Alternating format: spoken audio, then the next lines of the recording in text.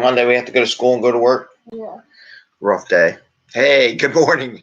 It's 5amMesterScrum. I hope you're all doing well today. It's Monday. Some days, some people on the other side of the planet already had their Mondays all over with. Good for you. We're just starting out here on the East Coast. It's rainy. Always finding new things. But I'm Greg Mester, Scrum Master and Agile Coach. And we do the 5am Mester Scrum Show where we talk about Agile and Scrum and practical and tactical terms to help you get home to your family and friends at a decent time so you can do other things too besides work. So if you really love work, we find ways you do more work and bring more stuff to your customer. So it works either way, frees up some time rather than doing all these meetings and allows you to code and build some really neat stuff. And we try to do it in a way of having less stress as you do it and have a little fun along the way. And today's Monday. This is my second cup this morning. It is like 5:57. Show 140. We're almost, I guess, 180 days will be 6 months. We got 40 more days, so about a little more than a month, and we'll have done this every day for 6 months. I was actually debating whether or not I was going to do this morning, only because the office is a complete mess, which you can't see, thank goodness. Because I found out my sewer line underneath my house going to the street was backed up yesterday. So we were cleaning up the house and nothing went down in the basement. And I stopped and I had to clear a path and try to clean the pipes and all that kind of fun stuff. So just like world, you have plans to go do stuff and then something happens and you have to give that all up. So your life is just like, keep this thing down. And the boys here, by the way, at 5 a.m. in the morning, having a good old time, and stole my phone. Anyway, so just make it through the Monday and have some fun. Did a lot of stuff over the weekend, got a lot of stuff done. Like we talked about before, kind of planned an MVP, did more stuff, even though the sewer lines were all messed up from yesterday. Figured out what can be done and what can't be done. Very similar to where I've been in places where a bug would happen, and it wasn't necessarily a production bug. Production bugs you got to go fix right away, right? But it would be a bug or an issue, and people like freaking out. Gotta get it done now. I'm like, well, when do you drop code? Well, at the end of the week. Or a month from now, or are you going to drop the code today? And they're like, no, it'll be a while, like a week or two. And why are you freaking out, right? So it's just like with the sewer pipe. Sewer pipe broke. Okay. Can I do anything about it now? No. Can I prep for it just to keep it from really being a mess? Yes. After that, there ain't much more I can do until the plumber gets here, which will be hopefully today sometime. And work it. So don't freak out about it, right? Don't get all stressed. We got to fix it now. There's nothing you can do. And sometimes you just have to wait unless you change the system. So anyway, I want to talk about a couple of things. I want to talk about the thing I mentioned yesterday that I forgot to say about because I forgot to mention it. And then talk about calendar stuff on Outlook because when I talked to my coachee the other day, we were talking about, he used my idea about how to handle Outlook calendars and marking things tentative, which is cool. I think it's cool. And I get a little clarification that, and why I actually held the other day I had the little tiny chicken coop. This is a G-scale chicken coop. It's pretty cool. You put little chickens in it, put it on your little train set. And then on Definition Ready, I saw someone post something about Definition Ready that actually made me have to reply to it because I was really shocked. Wasn't shocked, but okay, I get it. About the definition already, what it really means. So first I want to talk about what's missing. So for the longest time, nobody recognized that the clock was off by an hour because I forgot to set it back for daylight savings time. So it was really, right now it would be about 7 o'clock, and it's just fixed it. Now it's saying it's about 6 o'clock, which is pretty much on target. So I thought it was funny that, we do all this stuff, and everybody's like, why? And why I'm bringing it up? Everybody's like, you got to be 100% a test for everything. Nothing ever goes wrong. Stuff goes wrong. People don't pick up on it. Even Automated tools don't pick up, but automated tools are going to pick up what people tell them to pick up because they're just code, right? Programmed to do so. People make mistakes. You know what happens?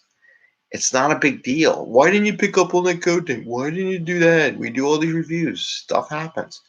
I mean, we've done about a month's worth of episodes, and I got no comments on the clock in the back being an hour off, and I didn't notice it until I was moving things around the other day, and I go, "Oh, clock's wrong," because I was freaking out. I thought I was going to be late. I was like, "Oh my God, where did I lose an hour from?" And Mister told you, keep it down. Okay. So anyway, Eddie's sitting right here, driving me. He's not driving me nuts. He's just there. So, but anyway, so, everybody gets upset about stuff, but you're going to miss stuff, and then stuff happens. And the question, what do you do about it, and how do you fix it? But you shouldn't panic and go crazy.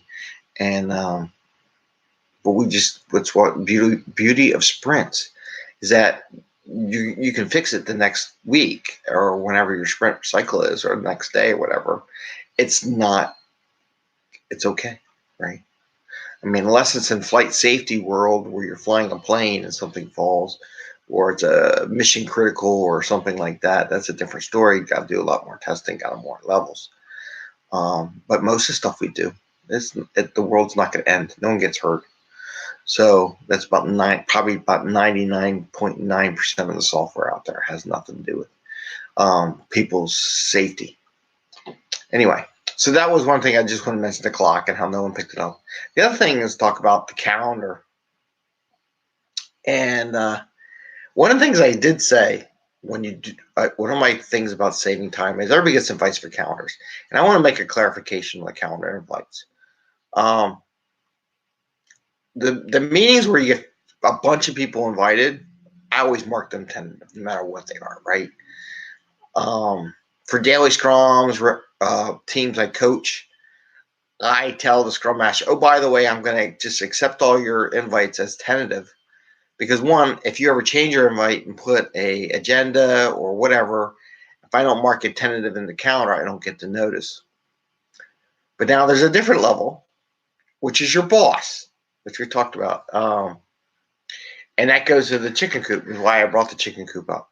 There's a story about the chickens and the pigs, right? You might have heard that one. I got to make a vegan version of it because I don't like it. And I know there's a lot of vegetarians and vegans out there, so I need a new theory. I was thinking like a apple tree or a tree that bears fruit versus like a carrot, where you got to dig the carrot out of the ground and then you eat the carrot.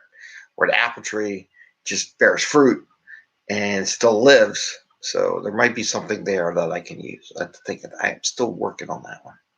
A more universal accepted description. But anyway, so chickens are usually the bosses, and they have a say into it, but they don't have a vested interest into actually building the code. Well, when your boss is a one-on-one meeting, don't accept them as tentative. Unless you first tell your boss that you're going to accept them as tentative. So if it's a one-on-one meeting and someone's really requesting it, a single one, don't necessarily confirm that you have time and look at that. If it's available, then either accept it or say, hey, I'm going to mark it tentative. I got like triple booked for something and I want to make sure I'm available and they don't need me for that meeting, and do some communications, right? We're all about having the conversation. So that's important. If it's a one-on-one meeting that you have a lot of, that's okay to accept tentative. Just let the person know on the other side that you are going to accept a tentative. And as you get closer to the meeting, so this is a great conversation thing. This is where you can use it as a facilitation. You accept the meeting as tentative. So it's in your calendar. As you get closer, you should follow up with an email back to the person or reply back to the calendar invite and say, are we still having this meeting? And then what is the agenda that you would like to talk about? So it gives you an in, which is nice, and how you go about checking in it. So like every week, I look at some of those repeated meetings or the day before to my coachees that we have one-on-ones with that are accepted as tentative. And I go, okay, what are we going to meet about? Do we have agenda? Do we have a topic? Are we good for tomorrow? And once they reply back yes, I accept it as a definite meeting and then block other things out of the way. So that's how you use calendars. I'm just saying, don't necessarily mark everything except a tentative, especially your boss, unless you tell your boss what you're doing and how you're doing it. They might take offense, but I love it. I love the concept, but that's the one time I say. So if you have big meetings, tentative works. If you have multiple meetings, single meeting, tentative works. Let them know that's what you're going to do. If it's a one-on-one meeting, you might want to look at your calendar and figure out whether or not you accept it, especially if it's your boss.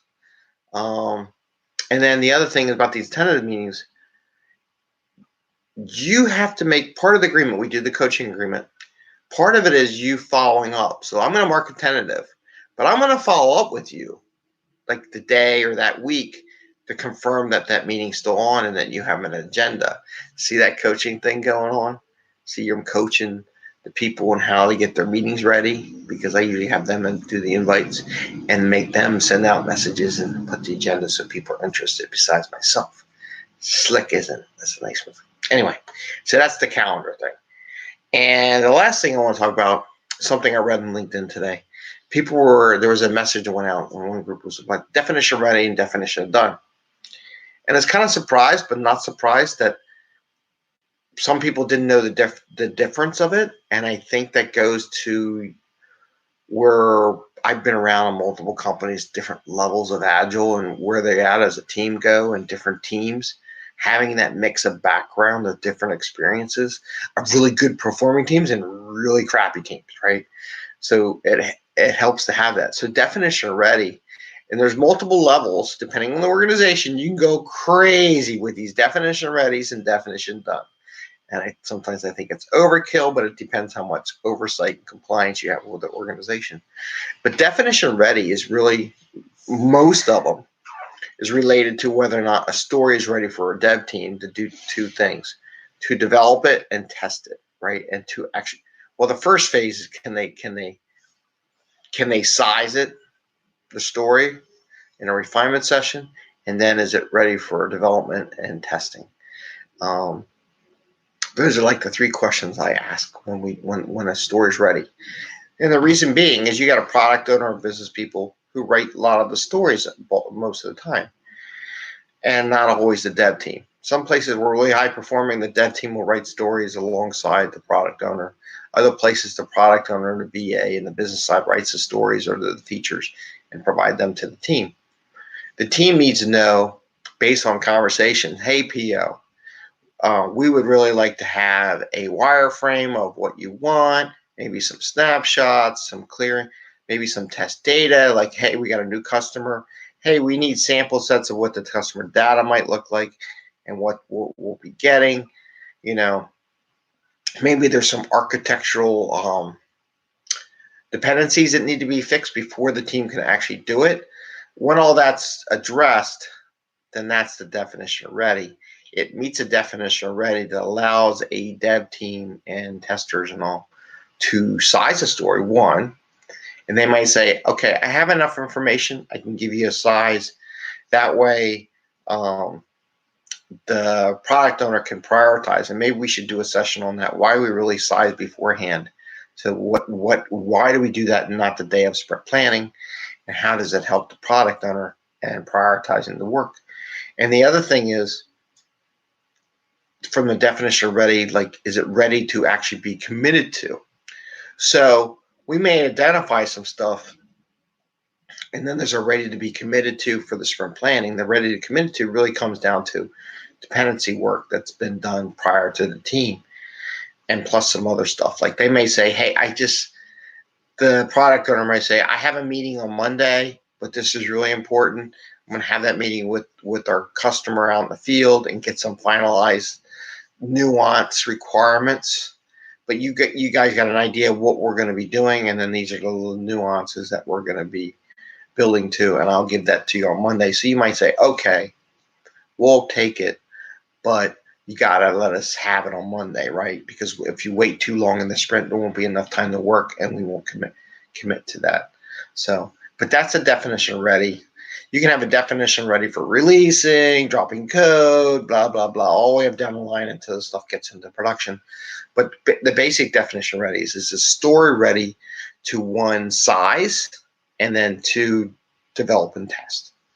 If it's ready for developing and testing, then it's ready by definition.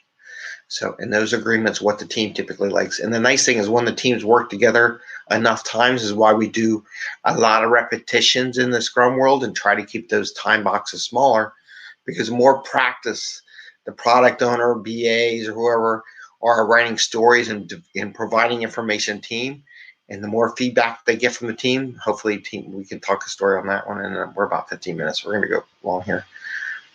The better those stories become, and the more easy is the team to meet those requirements. So with that, it is Monday. We're going to cut it short. Please like and subscribe. Hit the little bell. I know a lot of people on LinkedIn are liking the channel on LinkedIn, so I really appreciate that. Thank you very much. Liking on YouTube works good. We're in Facebook also. Instagram. Trying to do TikTok. We were supposed to do TikTok videos yesterday, but that fell apart. The boy wanted to do TikTok, but we didn't do it. We're all on the podcast. So find us on podcast. You can find us on YouTube. It's all awesome. And you all have a great Monday. We all will survive Monday and have some fun. Take care. Happy scrumming. See ya. Bye.